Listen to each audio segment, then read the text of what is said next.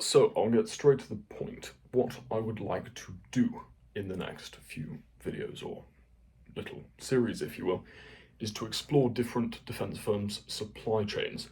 Now, in sort of thinking about this, what I realized is that not too many people are familiar with how supply chains work and why they're particularly, for defense firms, complicated.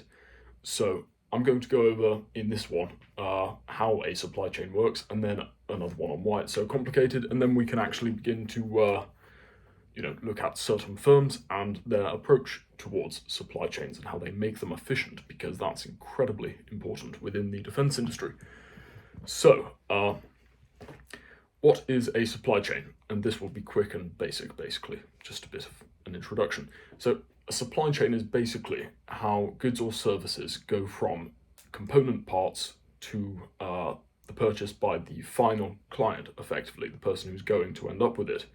So, if you imagine all of the materials and the firms that assemble, let's say, an umbrella, the final client is the person who purchases the umbrella and keeps it in their house. They're not looking to sell it on, and they are the end of the supply chain. It's similar to, you may have heard, a housing chain, where if you're buying a house, there is a chain. Everyone doesn't want to basically sell their house before they've bought their new house. So you do have a start and a finish to the chain.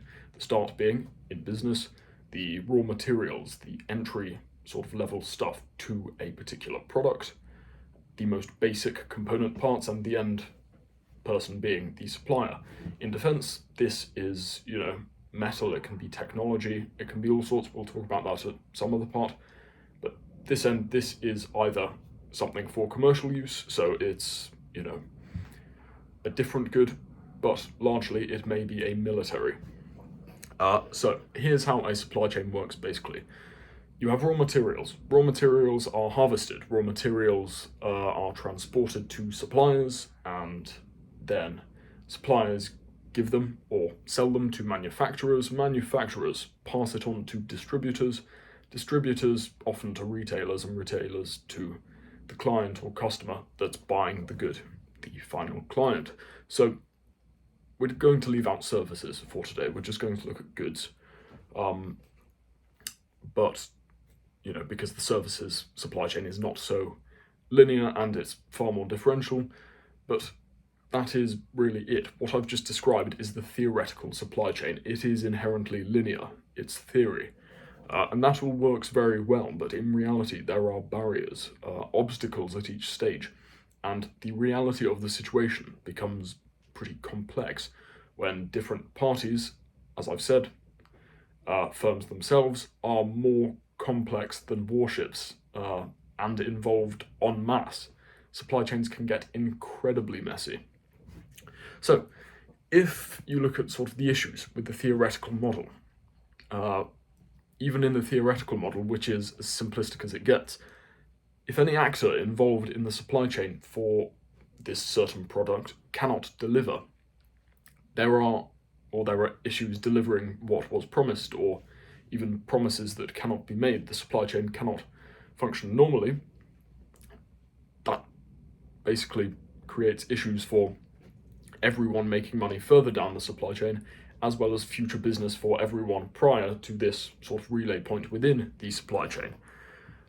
And it creates issues for the firms themselves. So just to quickly look at a basic example, if we're to look at oil, and use the linear supply chain model, the most theoretical, simplistic version we possibly can.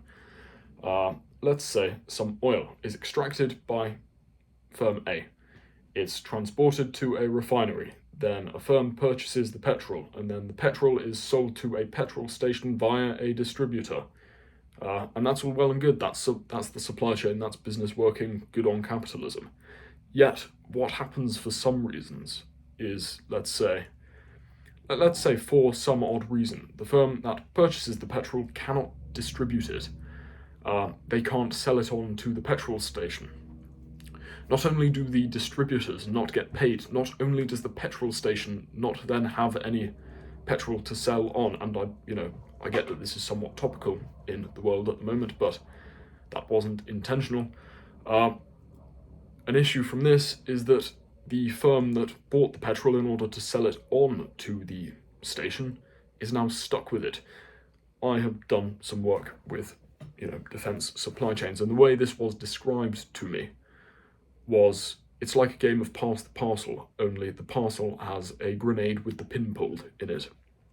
So fundamentally, you don't want to be stuck with a void asset, basically. You don't want to be stuck with a good that you cannot pass on, effectively excess stock, as it were. So supply chains really do need to be efficient. I want to finish this quickly, so I'm just going to leave it there because this is not an actual video, just an intro. So please go and look at the actual complexities in the military supply chain, which I'll be looking at in the next one.